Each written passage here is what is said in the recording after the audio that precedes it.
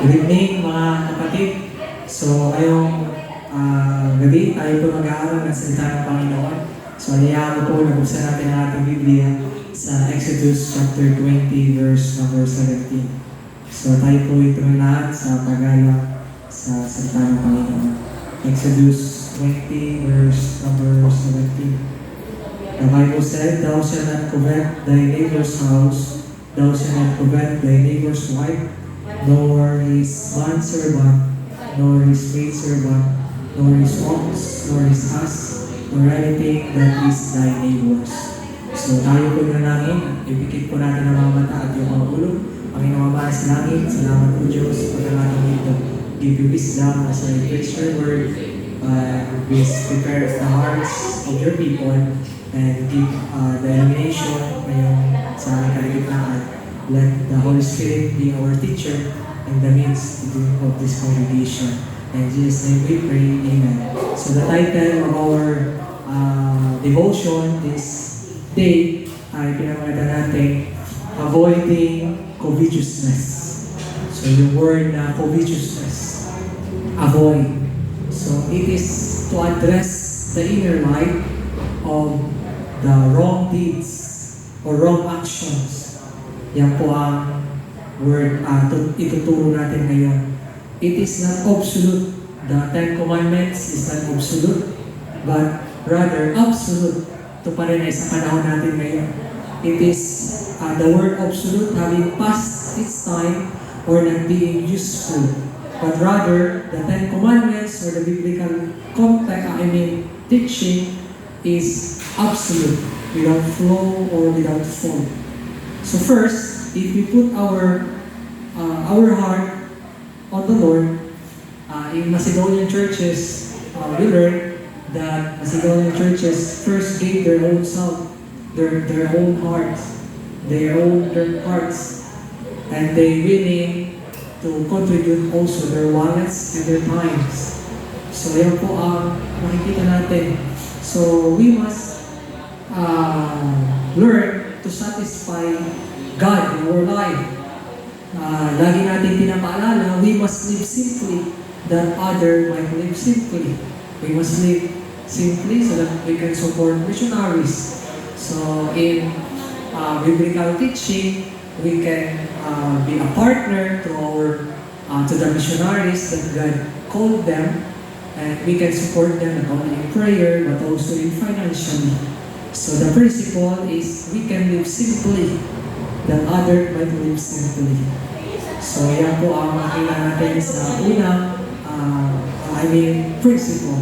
The word covet, kabaliktaran nito, the opposite is being contentment. We must learn to be content.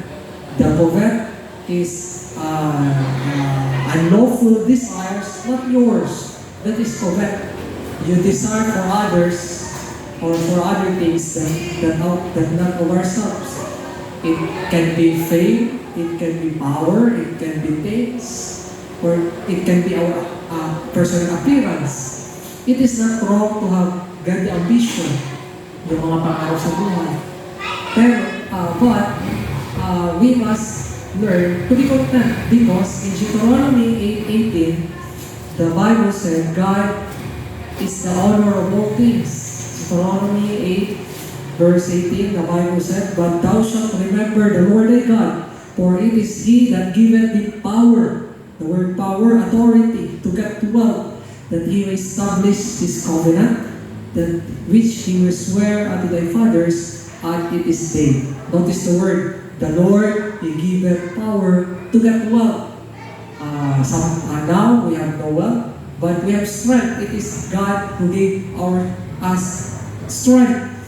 Yan po ang isa na makita natin. Success flows by the hand of God, by the gracious hand of God. In James chapter 1, verse number 17, let's open our Bible. James 1, verse 17, the Bible said, "Every good gift and every perfect gift is from above."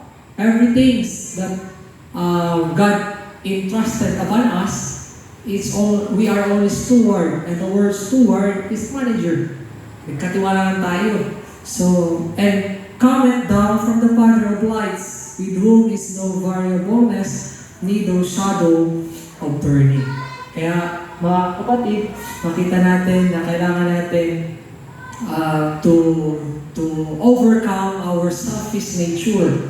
So because as a church, God commanded us in Acts 1:8, simultaneously, the word both to Jerusalem and Judea, the word both them is simultaneously, sabay-sabay. So kaya tayo as a church, we can support others by means of holding the rope. The meaning of holding the rope is supporting them in prayer and finances. So overcoming our covetousness or lust desires or material desires. Yes, money is very important in our everyday transaction or yung barter. But money is also important to the missionaries because some others missionaries, they said or they told that they cannot go around without around.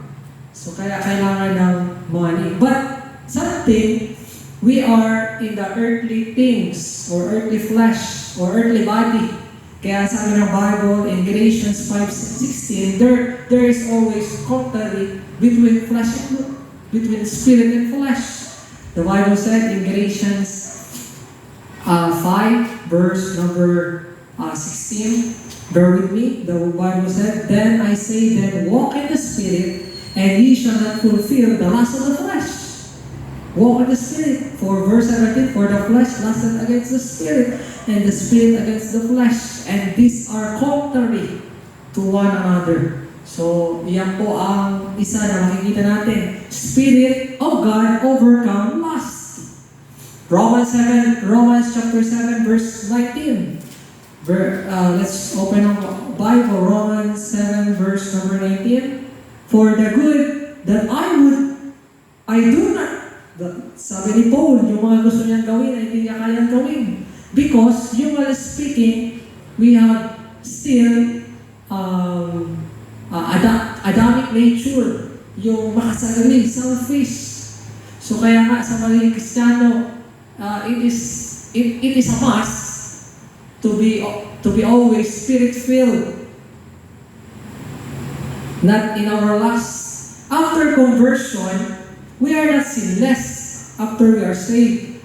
It is, but it is not guaranteed that we will continue doing sins. Okay? We have a believer, there is a presence of Holy Spirit. So ignorance of self, helplessness, and spiritual bondage. So how can we avoid covetousness? Or how can we support missionaries na may mga pangailangan tayo? Number one, we will learn the problem. The problem of covetousness. What are those problems that we became covetous? Letter A, the problem is deceitful things. We became used to it. Sometimes we don't realize that we are covetous na. Sabi nga ni Charles Spurgeon, the great preacher in the sa ating panahon, Charles Spurgeon said, he seen thousands of people converted. He seen thousands of people, but he didn't see covetous to be converted. So, yun ang isa na makikita natin dito. The word greediness in 1 Thessalonians 2:5. Let's open our Bible. 1 Thessalonians chapter 2 and verse number 5. For neither at any time use we flattering words, as ye know, nor a lack of covetousness. God is witness. Greediness. The root of problem we must admit or to overcome. It is not about prestige. It is not about fame. Okay? It is not about learning. But rather, we must overcome greediness. Deceitful things. In Luke chapter 8, verse 9 to 14, let's open our Bible. Luke chapter 8, verse 9 to 14. The Bible said, and this disciple asked him, saying, what this parable be? And he said unto you, it is given to know the mysteries of the kingdom. Yan, sabi dito. Verse 12, those by the wayside, the more we hear God's word, ay mayroong 4 characteristics. Pwede natin ilagay sa stony ground, sa thorn, sa side place, or sa thorn. But ang maganda doon, yung good ground. We must overcome our greediness because alalahanin natin, covet not means na may kukunin mo, but rather when you desire other things that we don't belong, it is equivalent to covetousness. Covet, not commit, but tempted, but only tempted, and also desires. Di man nga tayo pumatay, pero di man nga tayo nagkakaw or nagkumuha. Pero in terms of desire or thought, ay equivalent covetous. Deceitful things, letter B. Not only deceitful things, but also divisive. Plan to obtain. Alalahanin natin, God is all-knowing God. Katulad, is equivalent in X-ray. God know our motive or who we really are. We are adulterer in nature, even we are not commit. Yan ang makikita natin dito, divisive. John 8:44, our Father, when we don't receive Christ, our Father is the devil. Garden Eden, he tempted Eve. And that time, we inherit the sinful nature. We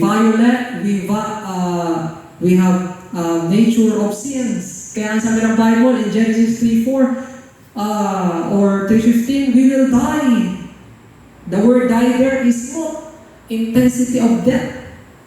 In dying, thou shalt die. In physical death, we will experience also spiritual death. In dying, thou shalt die, according to Pastor Nable, as I heard his preaching. Physical and spiritual. We need redemption to Jesus. Because yung word na reconciliation, mararanasan natin yan. When we receive Christ, the Lord immediately put His righteousness upon us, imputed righteousness to us.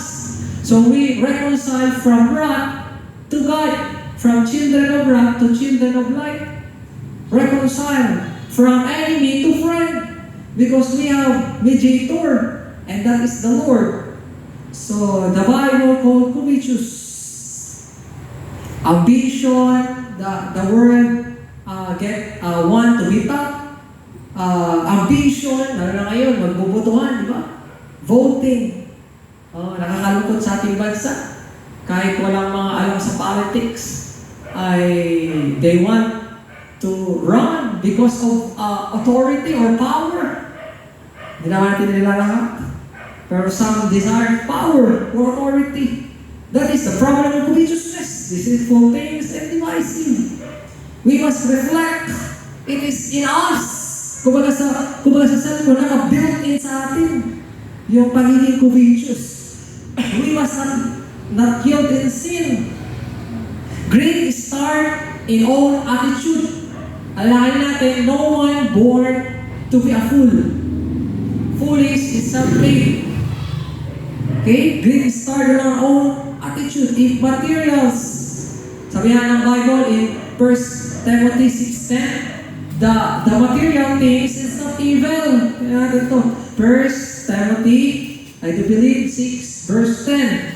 The money is not a problem, but the huge problem when we love the money. Because when we love the money, we will prioritize work. Instead of going on Sunday, we will trabaho, we will work. Instead of soul winning, you will be at home, comfort.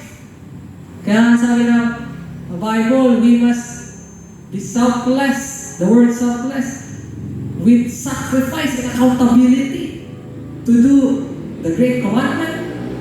So the problem of covetousness, maraming babangga sa in giving our time, lalo na sa ating panahon ngayon, we celebrate World Mission.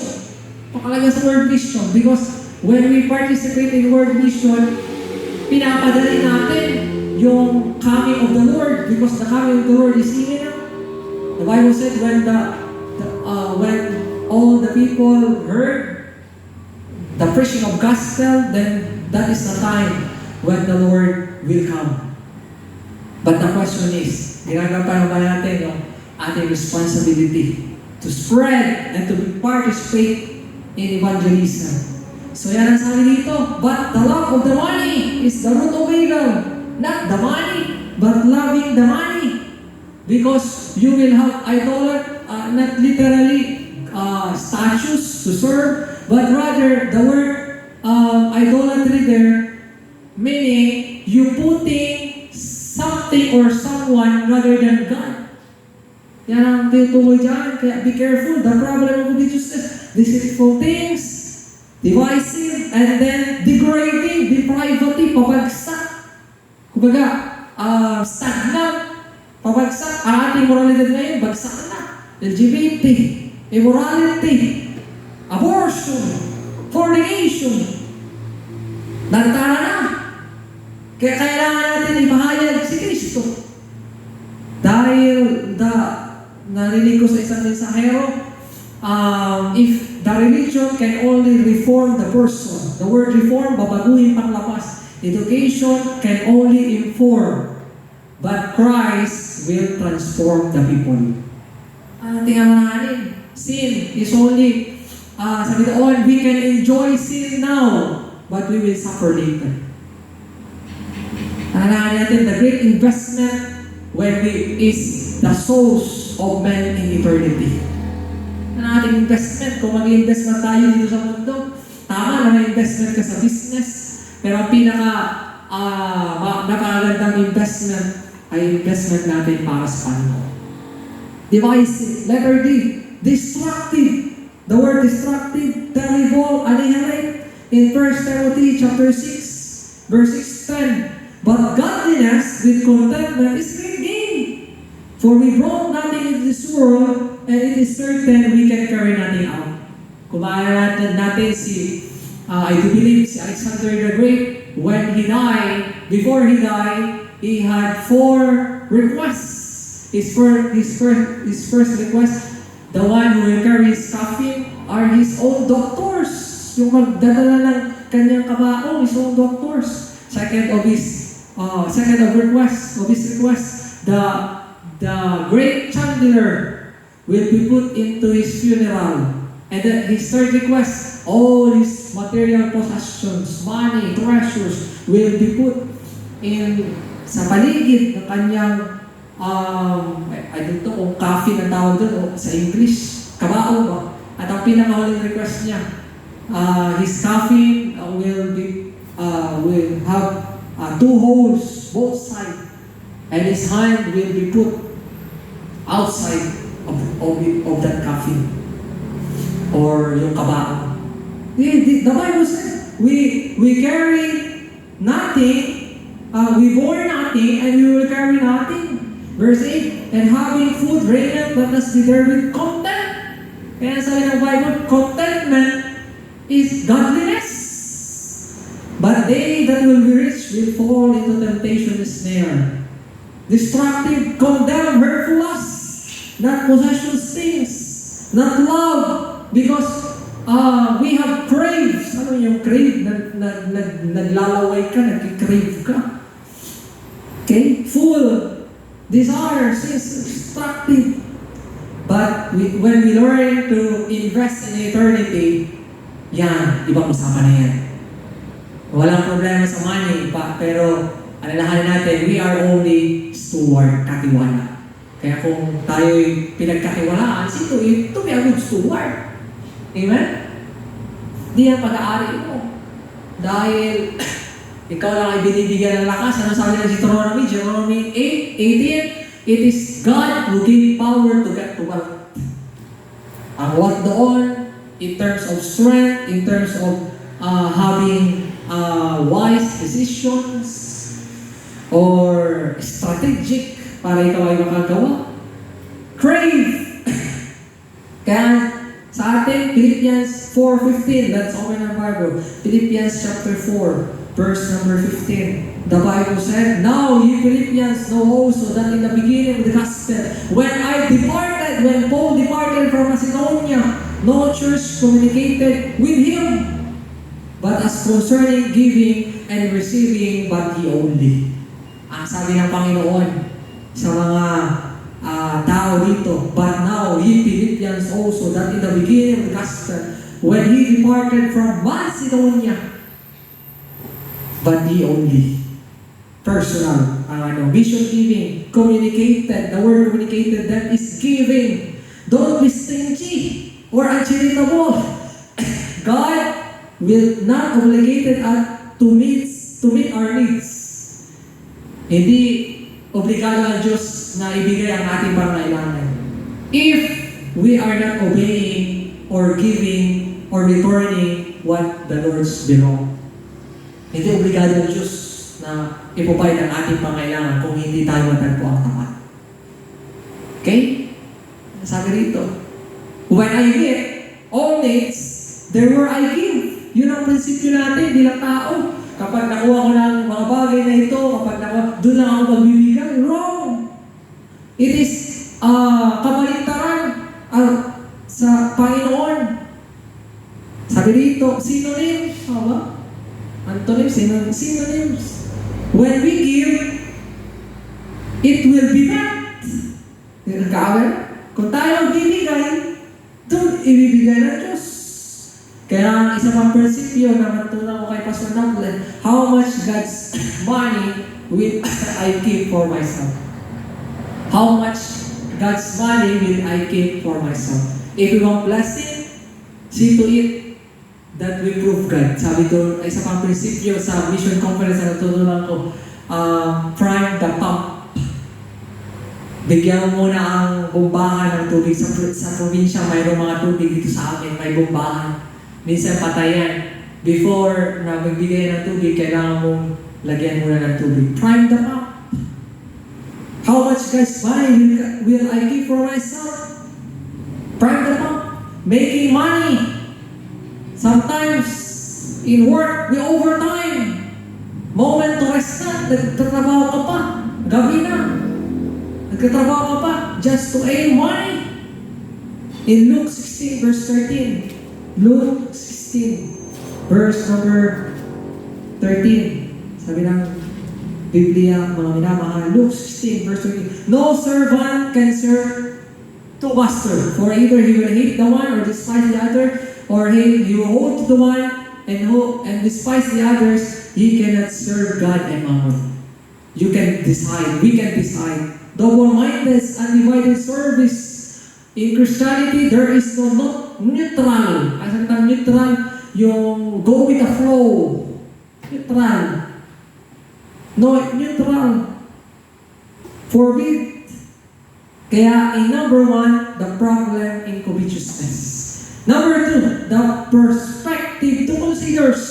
In Hebrews 13 verse 5, sabi doon, contentment ay napakahalaga. We must have conversion, our lifestyle, not find satisfaction in wrong place. We must be thankful what God bestowed upon us. Yung salvation lang, pwede na natin ipagpasalamat. Are we thankful that God saved us or natagpuan tayo? He found us. We are blood brought. It is a priceless. Above that, we experience two birth, physical birth, spiritual birth. We have God Himself. Kaya sabi ni David in Psalm 73, verse number 25, even we experience difficulties, persecutions, came from His own child. Ito yung sinabi niya sa Psalm 73, verse number 25 to 26. Whom have I heaven but Thee? And there is none upon earth that I desire but beside Thee. My flesh and my heart faileth, but God is my strength of my heart and my portion. The word portion then is inheritance. David inheritance is no other than not in treasure, not in his position as a king, but rather is for the Lord. There are only two kinds of people, brethren. Those that are giver and those that are taker. Who are we in our Christianity? Takers or giver? Meron naman, producer or taker? Ang gusto natin, kumain na kumain. Ayaw natin to produce. Kaya nga sabi ng prinsipyo doon, don't muscle the ox.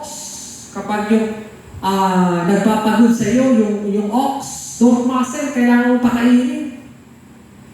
Yan ang sabi dito, we are do we giver or taker?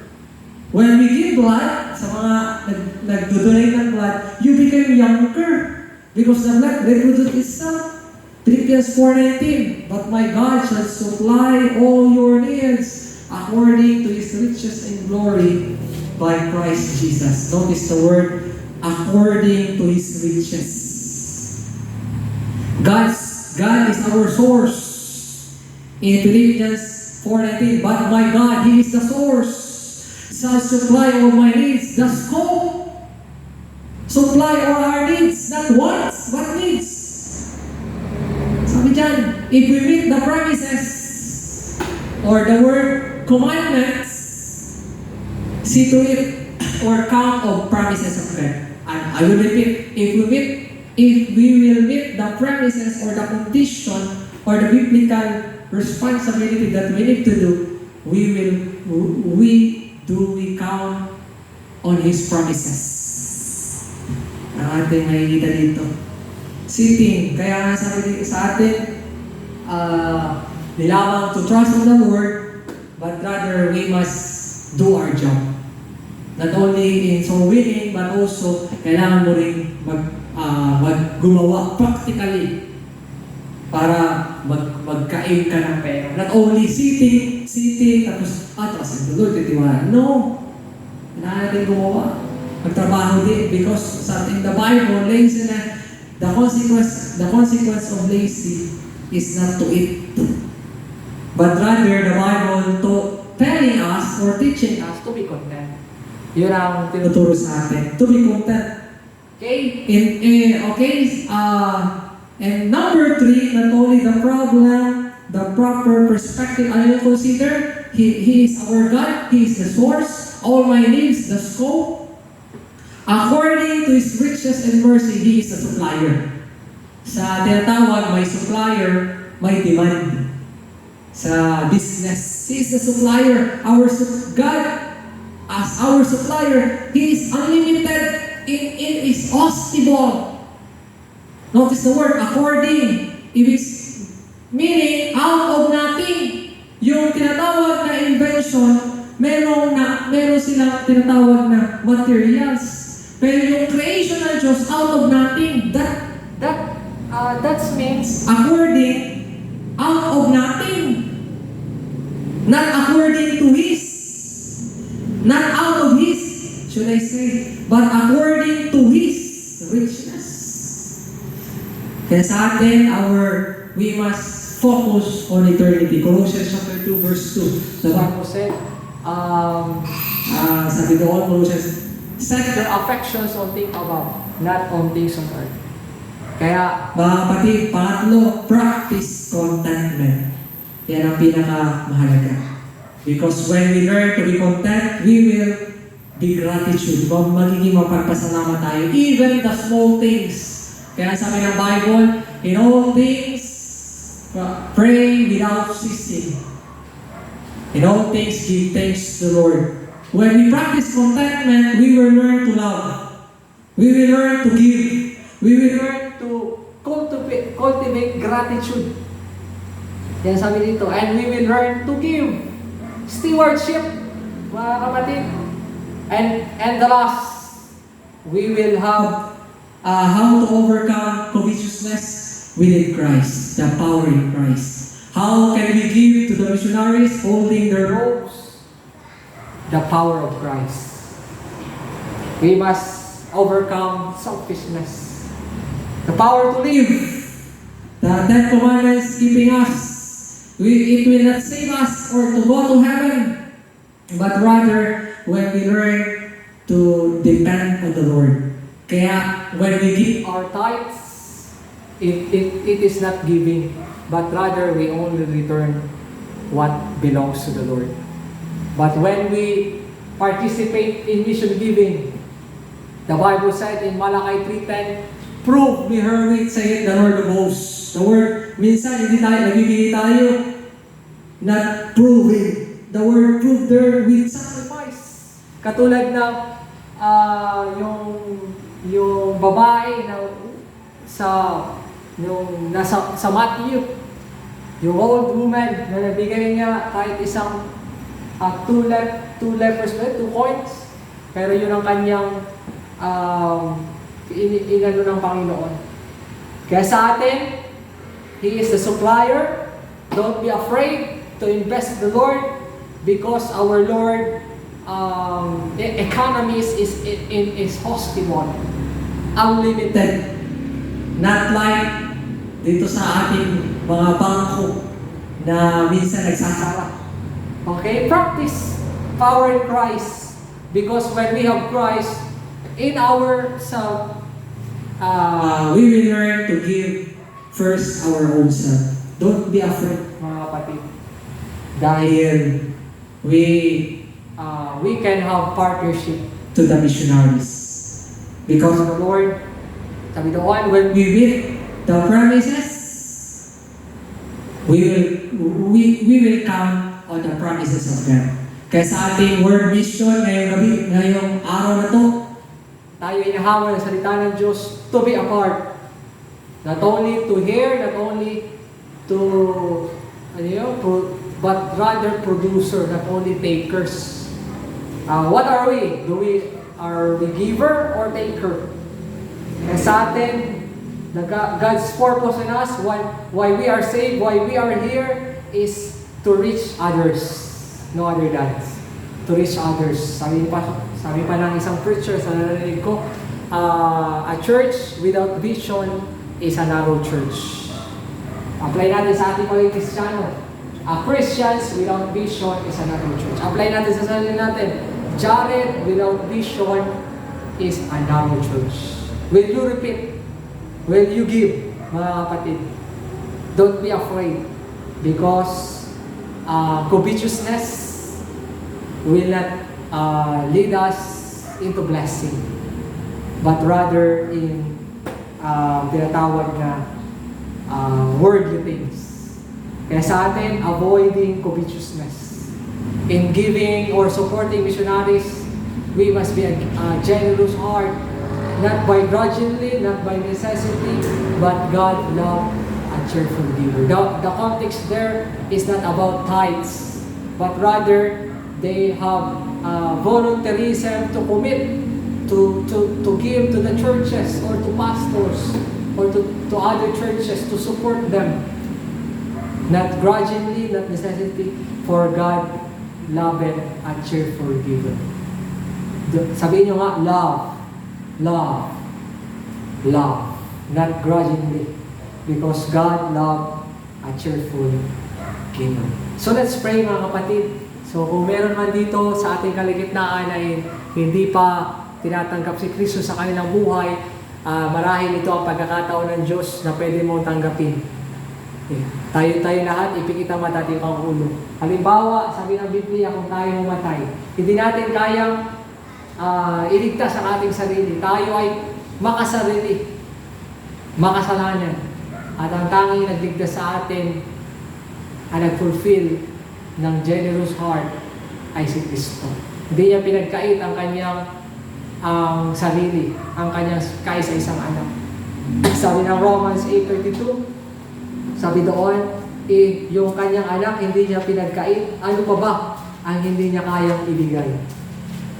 Kaya huwag kang matakot na magtiwala sa Diyos. Romans 8:32, the Bible said, He that spared not His own Son, but delivered Him up for us all, how shall He not with Him also freely give us on all things? Ang sabi ng Biblia, 2 Peter 3:9, ang nais ng Diyos, not any should perish, but come to repentance. Kailangan mo si Kristo. Kailangan mo tanggapin ng Diyos. Dahil kapag tayo namatay na hindi natin tinanggap si Kristo, tayo ay pupunta ng impyerno. Pwede ka pang sumunod sa aking panalangin kung gusto mo tanggapin si Kristo. Itaas mo ang iyong kamay at ilagay ang iyong kamay sa dibdib at sumunod ka sa aking panalangin. Panginoon Ama, na sa langit, maraming salamat sa gabing ito na ako ay nakakatagpuin niyo bilang makasalanan. Sa gabing ito, tinatanggap kita bilang nagapagligtas at Panginoon ng aking kaluluwa. Mula ngayon, pagarian mo ang aking puso't isipan. Pinanghahawakan ko po ang iyong pangako na buhay na walang hanggan. Dito po ang aking dalangin sa pangalan ni Jesus. Sa ating mga miyembro ng simbahan ito, tayo ay nagdadako ng church anniversary sa iyong simbahan at sa mga other members galing sa mga churches. Pwede ka pang manalangin ngayon, umaga. Panginoon, tulungan mo akong malagpasan ang pagiging makasarili. Dahil ang sabi ng Bible, hindi ka natutuwa sa makasarili.